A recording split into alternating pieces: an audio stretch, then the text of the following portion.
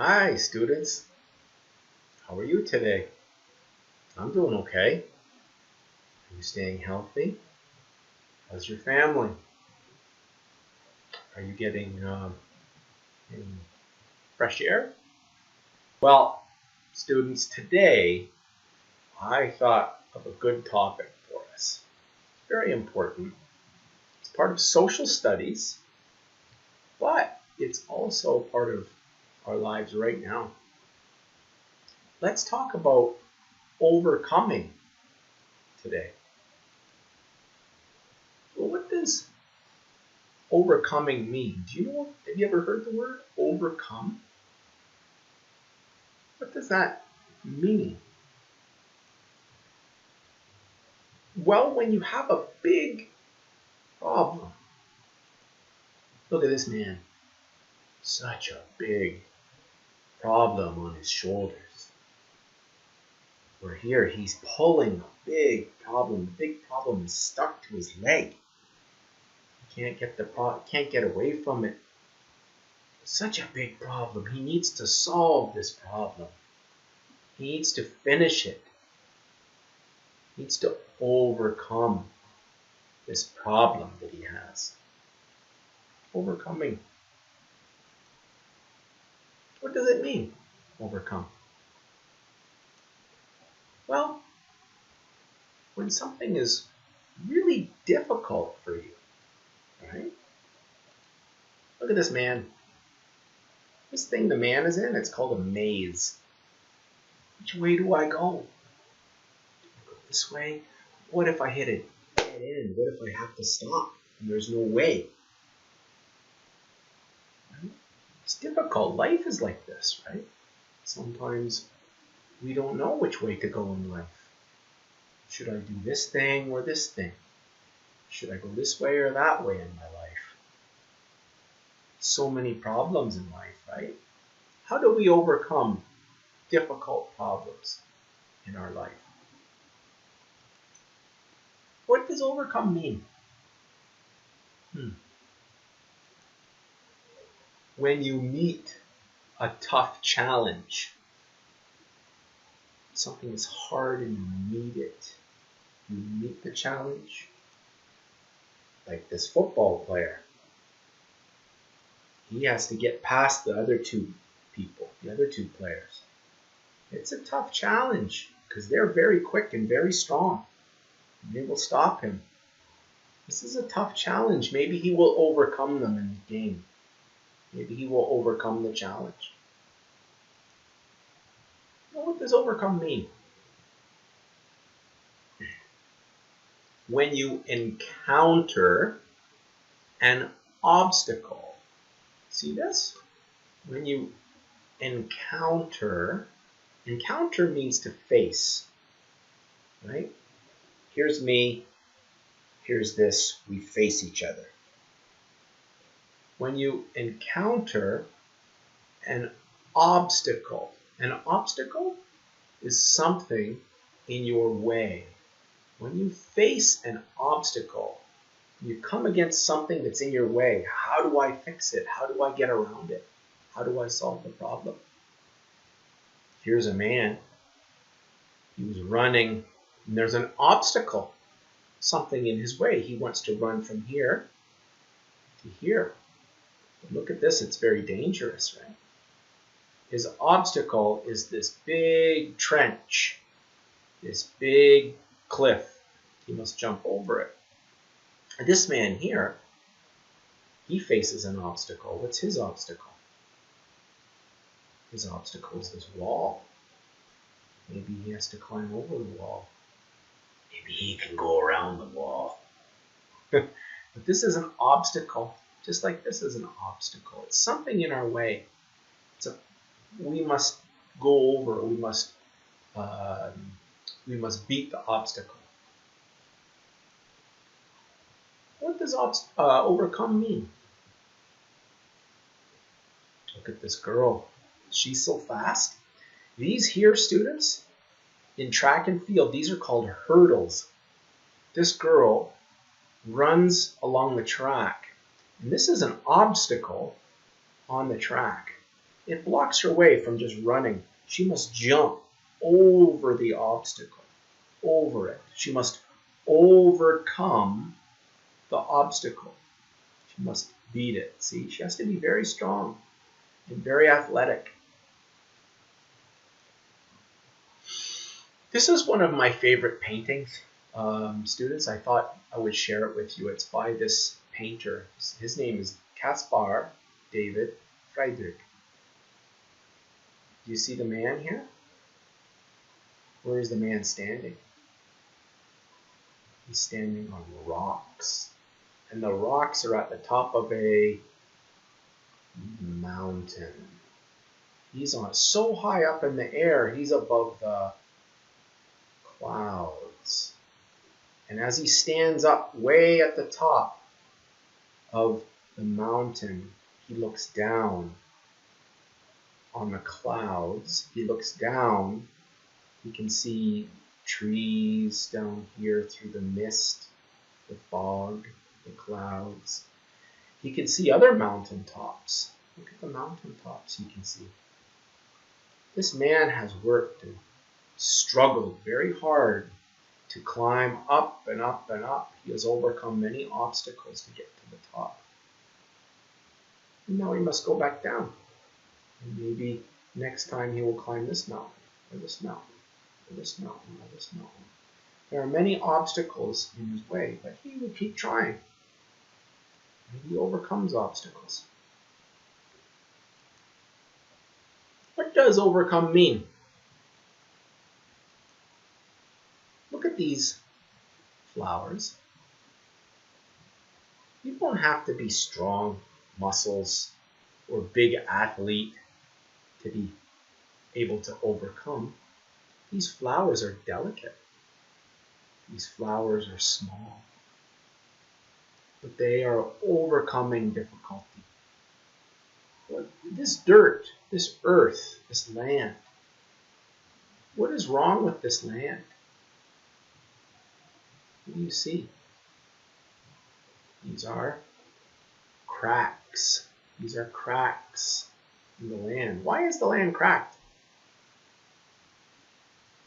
That's right, the land is cracked because it is so dry.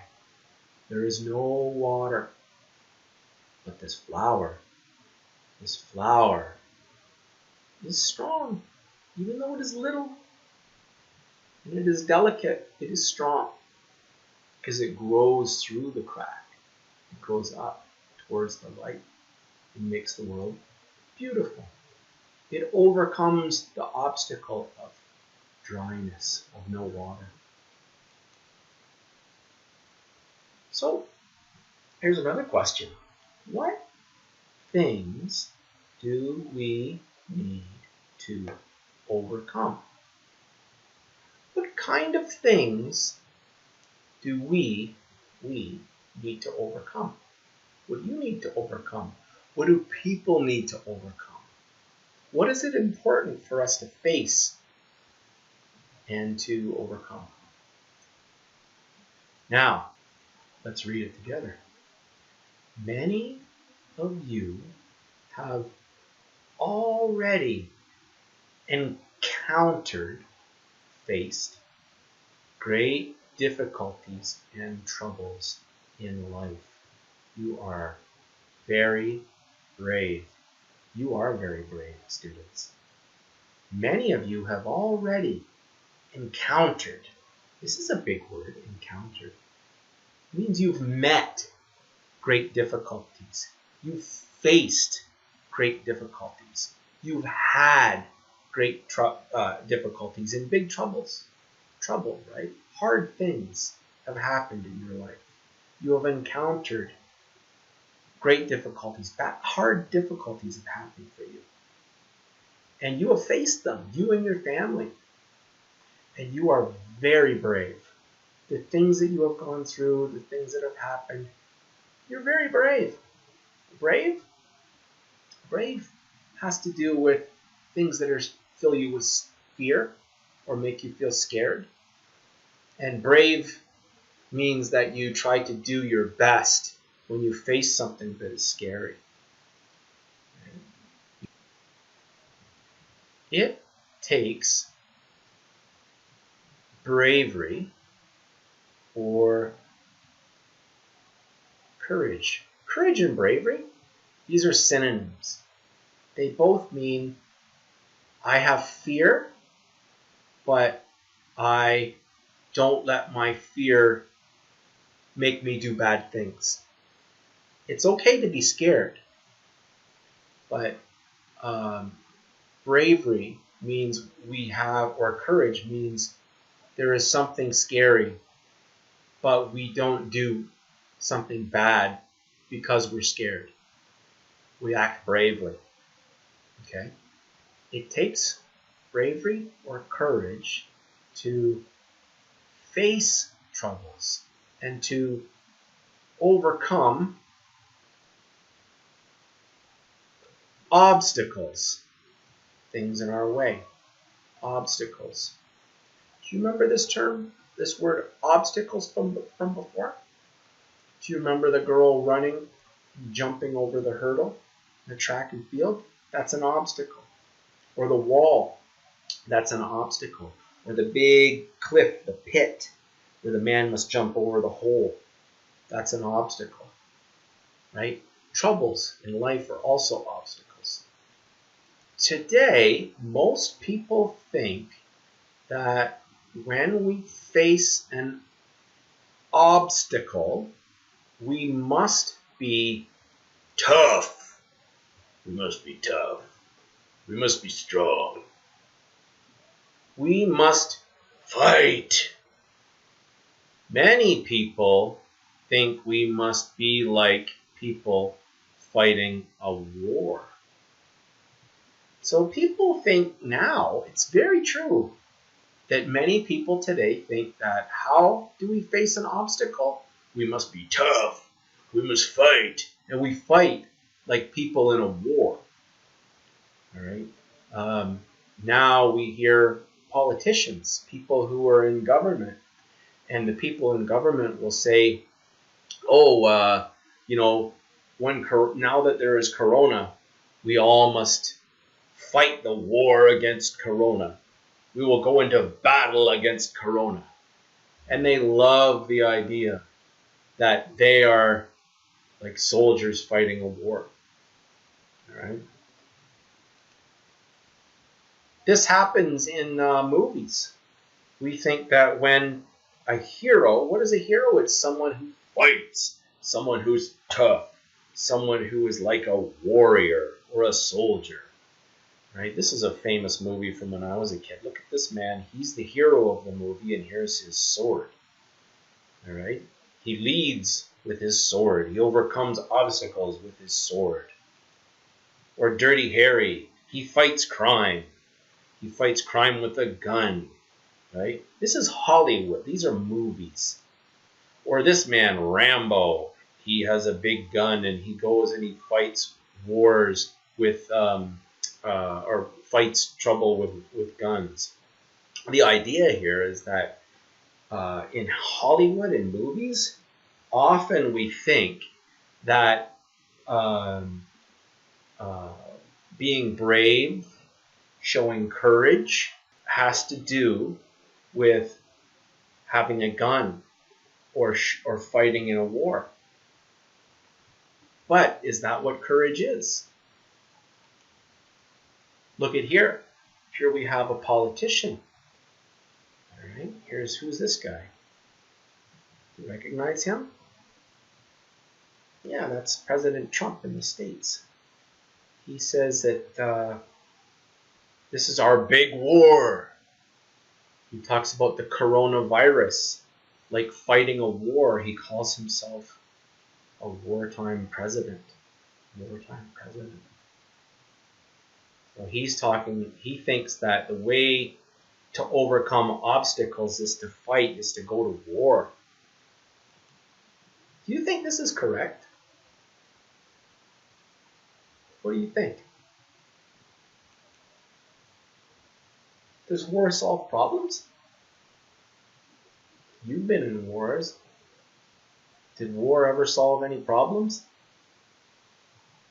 Does anyone really win in a war?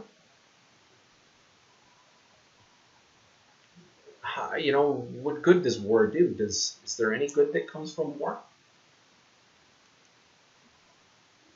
If not, what solves problems best?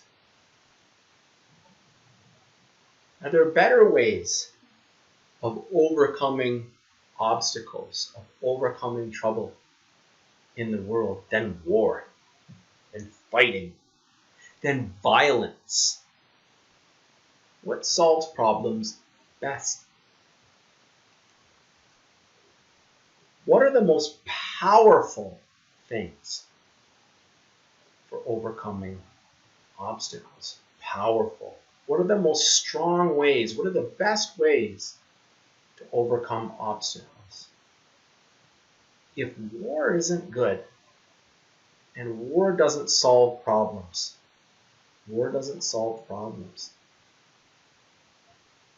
if war just makes problems, what are better things to do for overcoming obstacles?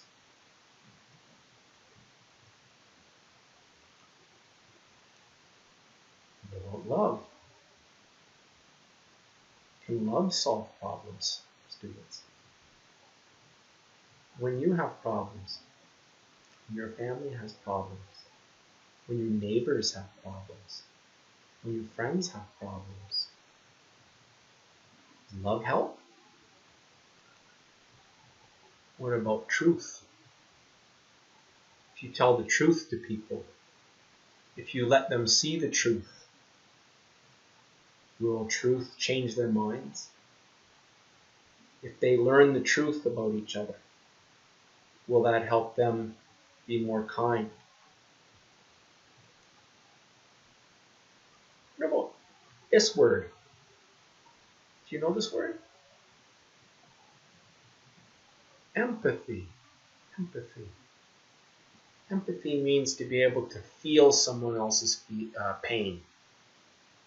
When someone else is sad, you can feel their sadness.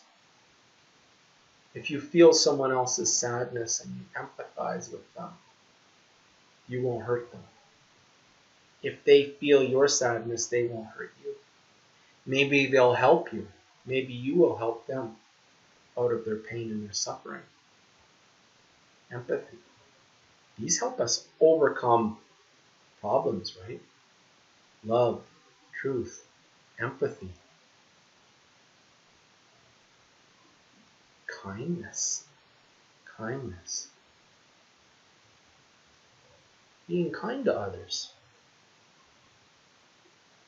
That makes a big difference when a teacher is kind to you or when you are kind to me. You guys are so kind to me all the time. You make me go home. I always feel happy. I have hardly ever left our class together feeling sad, and it's because of you guys. That's not always happened for me as a teacher. Many times I've had lots of sad days. But it's because you are so kind. Forgiveness. Forgiveness can help overcome obstacles and problems. Two people, they have problems, they fight. One does a mean thing to the other one. This one is hurt. This one hurt that person. The only way that they can get along and go back to being friends is if this person forgives this person.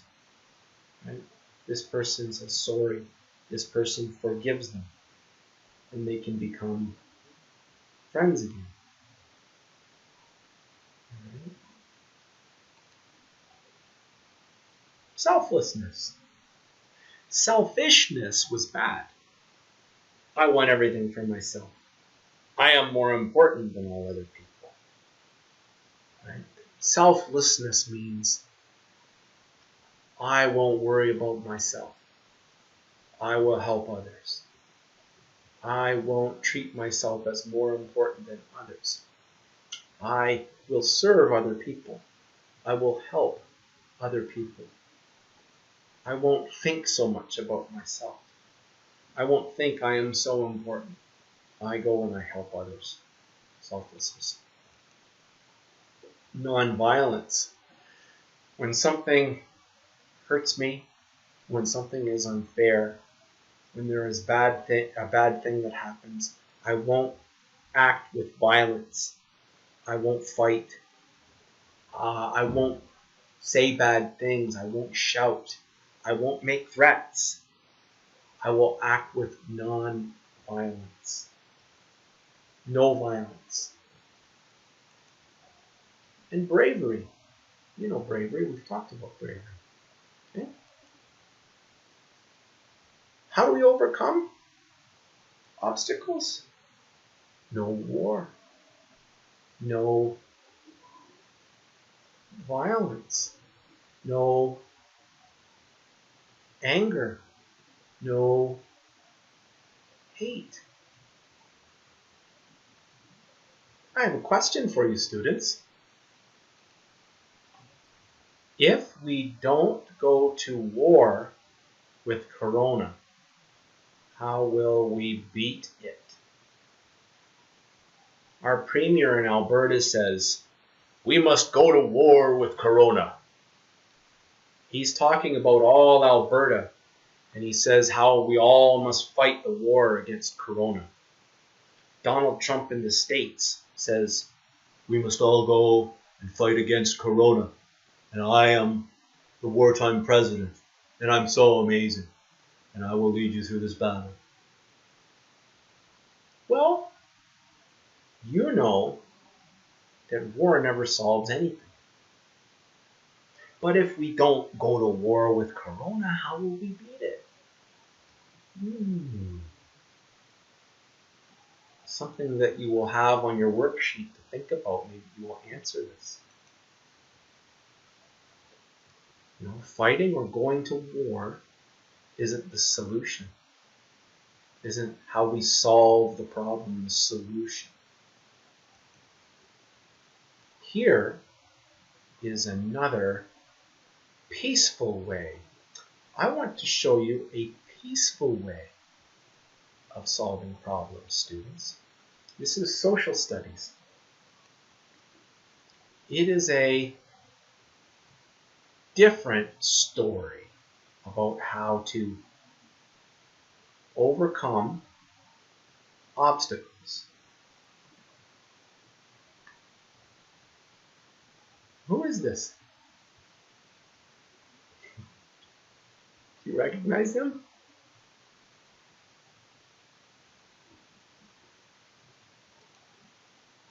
Yeah, this is Mahatma Gandhi. He's from India. He lived quite a long time ago. This is a quote from Gandhi. This is something that he said. It's a famous thing that he said.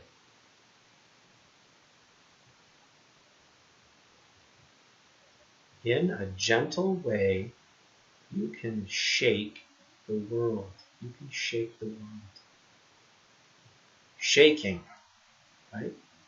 But gentle, gentle. If you are gentle, if you are not violent, you can still shake the world. You can change the world. You can make good things happen in the world if you are gentle. Not if you are warlike. Not if you kill. Not if you hurt. Not if you attack. Not if you go to war. Not if you use anger or hate or violence. You have to be gentle. Okay, let's read it together. Gandhi helped India be independent from Britain. The British wanted to fight and to use violence. But Gandhi taught people not to fight. He taught them non-violence. So Gandhi lived in a country called India.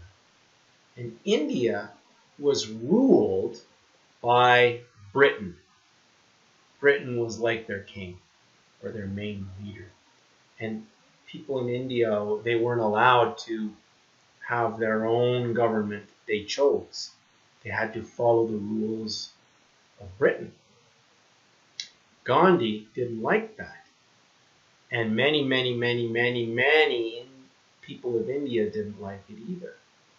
They sought to be independent. They wanted to be their own country. They want to make their own decisions. When you are independent, you won't need your parents to pay for your food.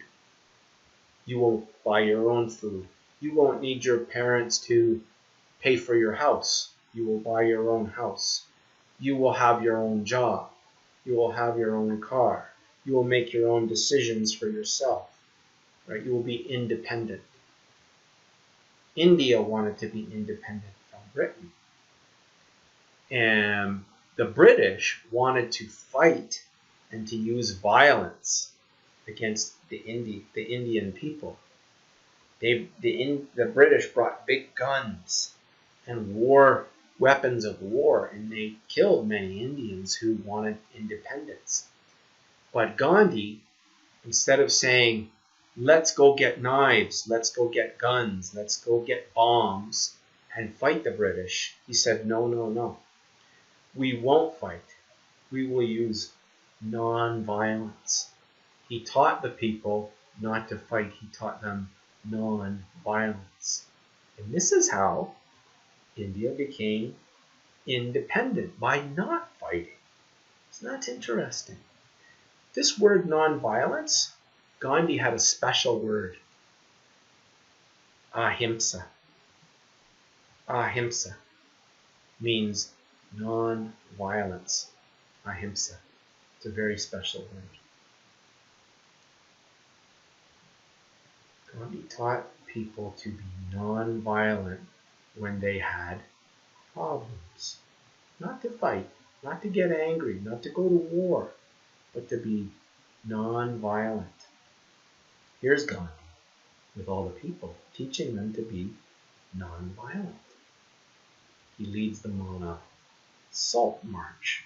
They all get salt from the ocean, and they make the salt that you put on your food. And they went on a big march from where Gandhi and people lived all the way down to the ocean to make salt in protest, to tell the government we want our independence. He taught them to act with love and with truth in their hearts to solve their problems. Right? Don't act with hate, but with love. Gandhi said, we must not use violence or force, but love or truth force. We will not use violence or force, but we will use truth force or love.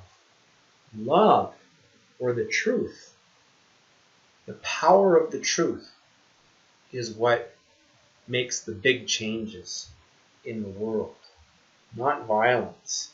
There is a name for this. Satyagraha. Satyagraha. This is truth force. And the people who followed Gandhi, they were called Satyagrahis.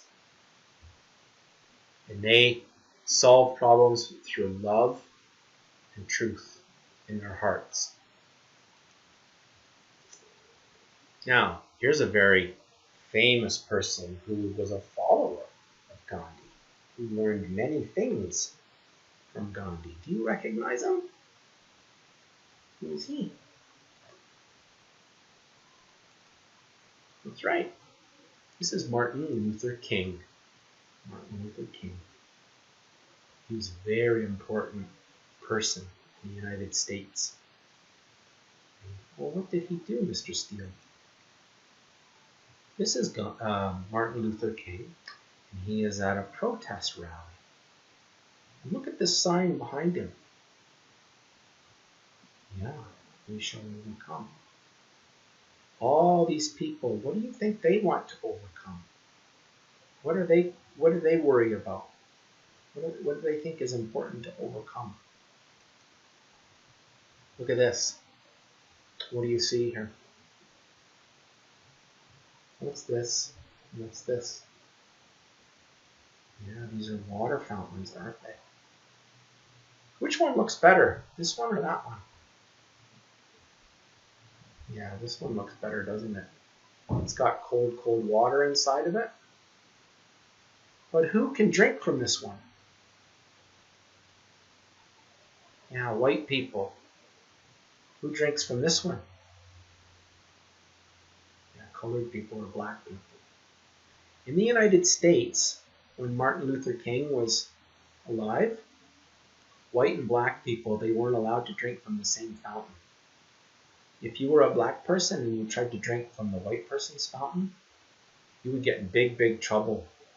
People might beat you up or kill you even. Right? It was very dangerous in American society. It was very unequal. Injustice was everywhere. Look at this. What's this?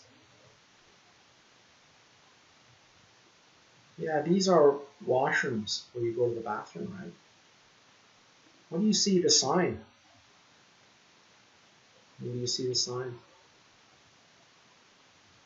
What does that mean? Yeah, only white ladies can go to the bathroom here. And this is for colored ladies. Or actually, it looks like it's not even ladies, it's just colored people, black people, man or woman goes in here. So this will be a really nice washroom in here, and this will be just a hole in the ground. All right. So they wouldn't let black people and white people use the same washrooms. Yeah, this is true. This is not too long ago. Yeah, 1950s, even 1960s. Look at this. What's it say? What's this word? Laundry. Laundry. Laundry means your clothes. So when your clothes get dirty, you wash your clothes. You do the laundry. This is a company. This is a store. This is a sign for the store, and they put it on the door of the store. It says, "We wash for white people only." See, if a black person came to the store with clothes that she needed to wash or he needed to wash, they would chase him out of the store. They wouldn't let that person have their clothes washed there. They only wash for white people. Yeah, it really happened that way. Look at this. Here's a young boy. He's made a sign. Look at his smile. He looks happy. What's his sign say? Yeah, we won't go to school with Negroes. We won't go to school with black people. In the United States, all the schools up until the middle of the 1950s were segregated. Black people went to one school, white people went to another school. They kept them separate. Segregated means separate. Do you see how these are very serious problems? Martin Luther King, he was called an activist. And Martin Luther King spoke about these problems.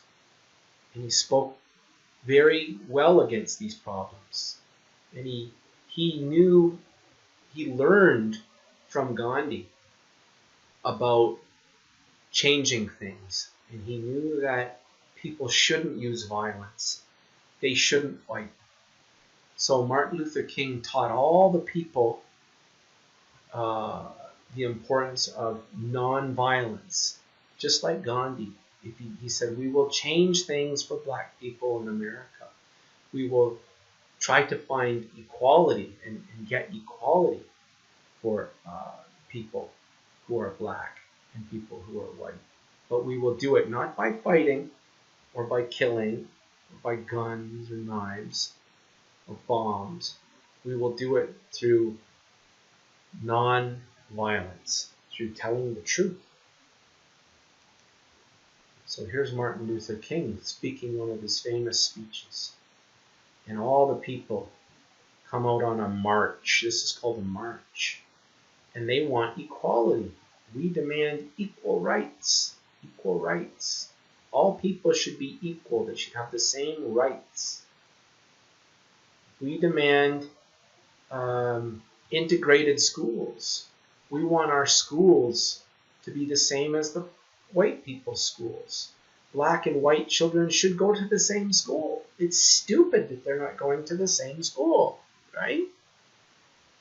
It's not fair that we don't have good houses. Black people should be able to have nice houses, not just white people. We demand decent housing. We demand an end to bias. That's like racism. We don't want racism. End these problems now. So, is it violent to have a sign? No, it's not violent. These signs don't have swearing on them. They don't have threats or yelling on them. These signs say the truth, right?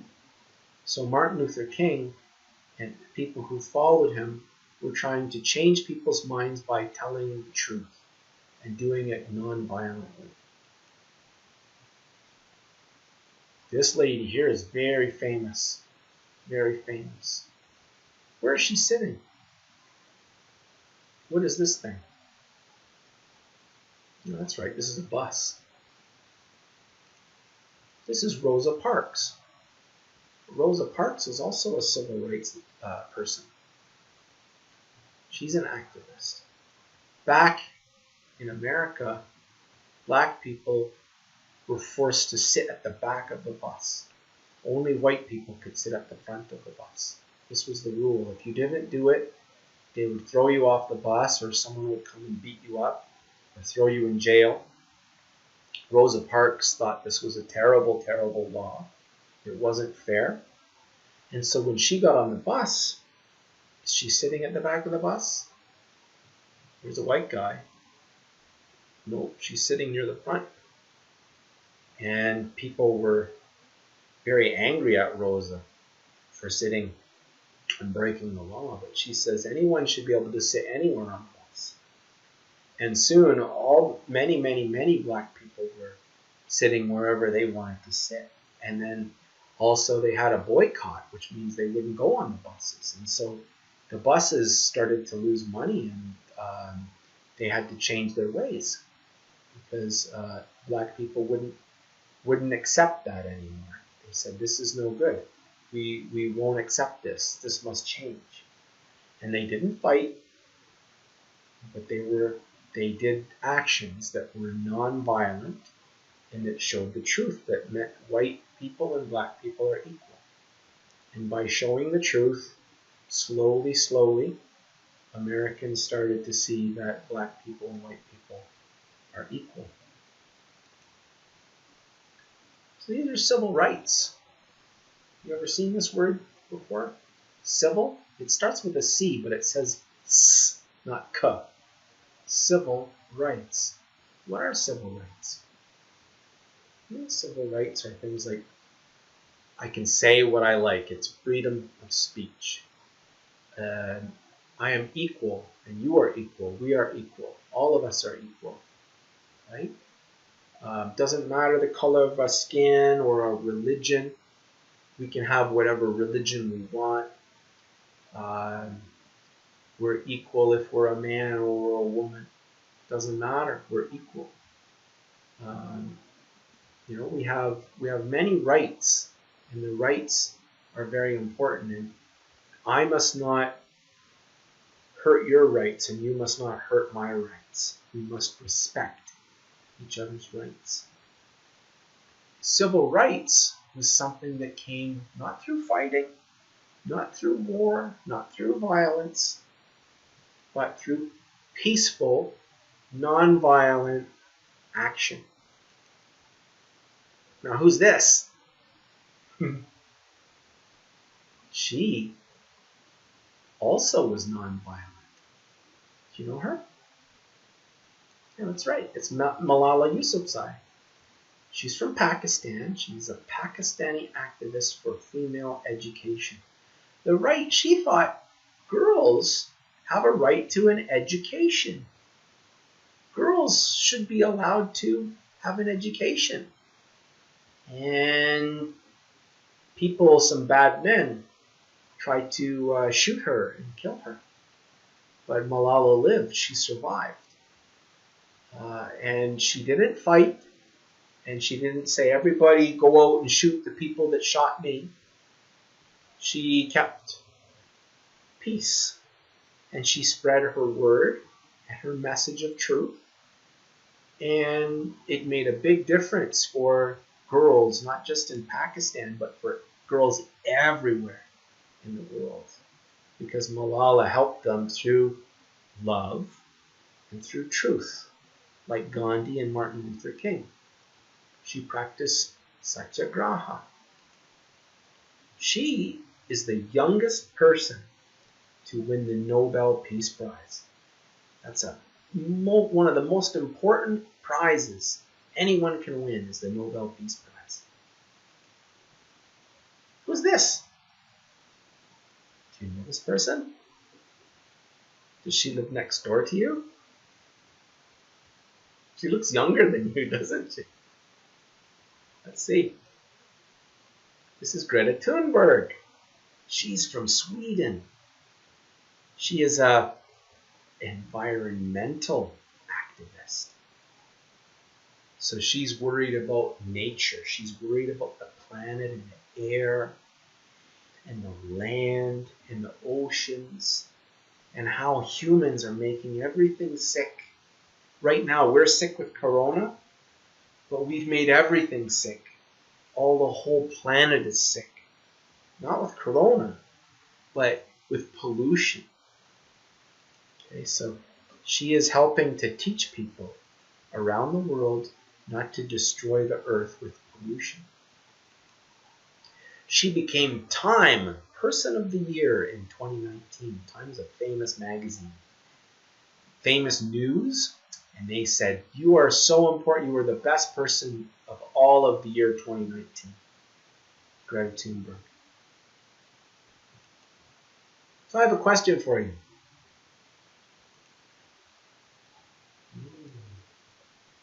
How can we use love or truth to fight against corona? I thought you could just use a mask, or wash your hands, or not touch your face, or stay apart from each other. Social distancing, physical distancing. That fights corona. Medicine fights corona. But how do we use love or truth to fight against corona? What does that look like, students?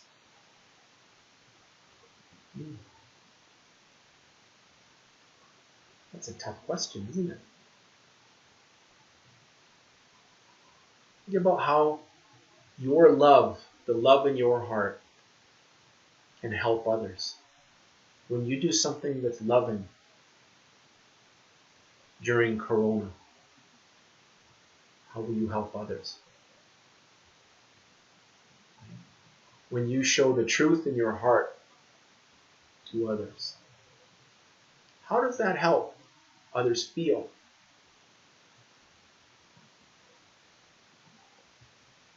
Just think about that. Here's a song, students. I'm going to play a song for you. This song is called We Shall Overcome. It's a very important song. This song was sung, it was one of the songs that people would sing in the 1960s when they wanted to make change in the world. But they didn't want to do it through violence. They didn't want to do it through war. They didn't want to do it through fighting. They wanted to do it through love.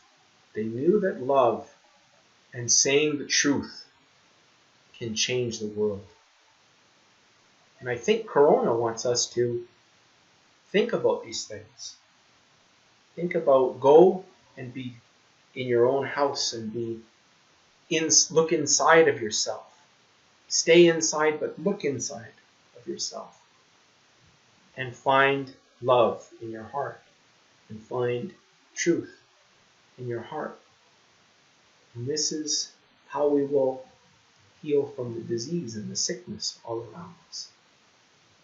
The disease of greed, the disease of fear, the disease of anger, the disease of selfishness, all these sicknesses in our heart. Love can heal them. Love is the medicine. Truth is the medicine. We shall overcome.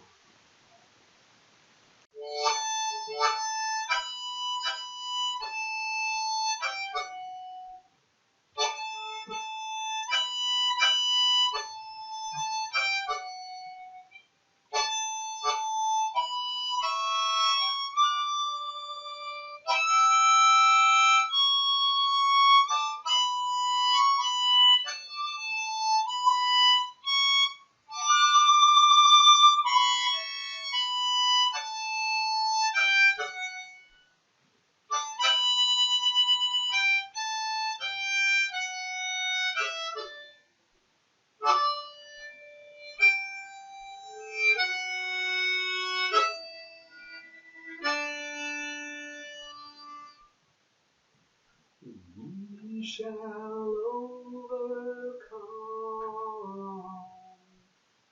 We shall overcome. We shall overcome someday.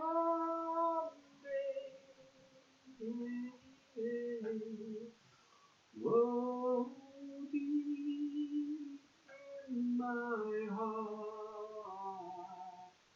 I shall believe. We shall overcome someday.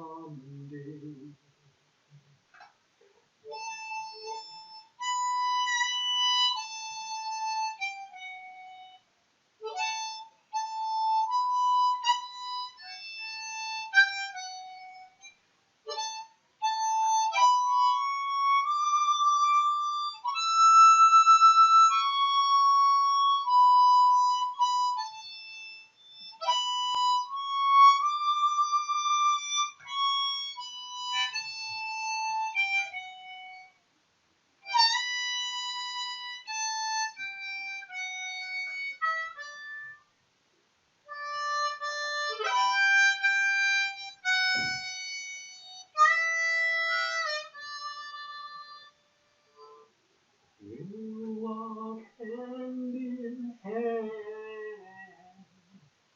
We'll walk hand in hand. We'll walk hand in hand someday.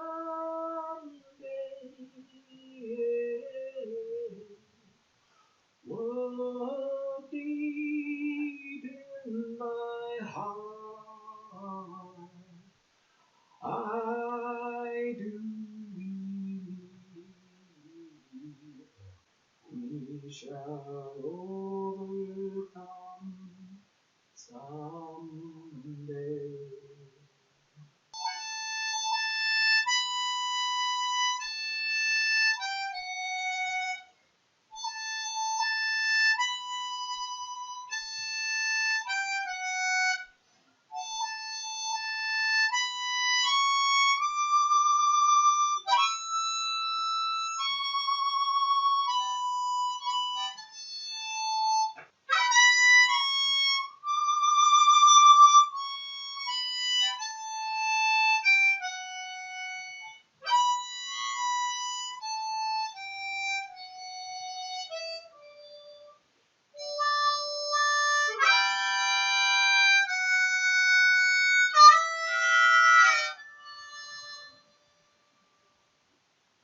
Oh, we shall live in peace. We shall live in peace. We shall live in peace someday.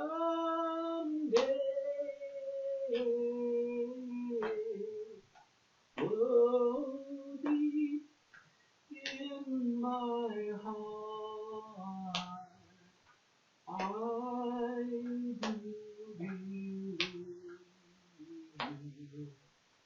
we shall overcome someday.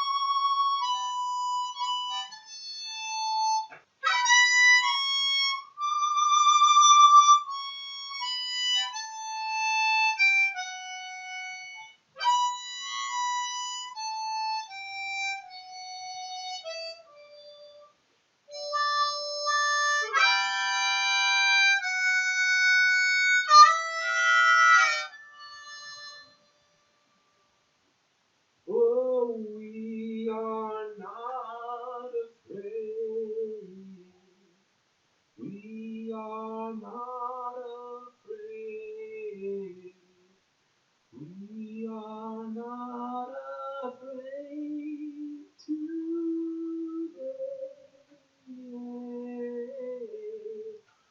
Oh, deep in my heart, I do believe we shall overcome someday.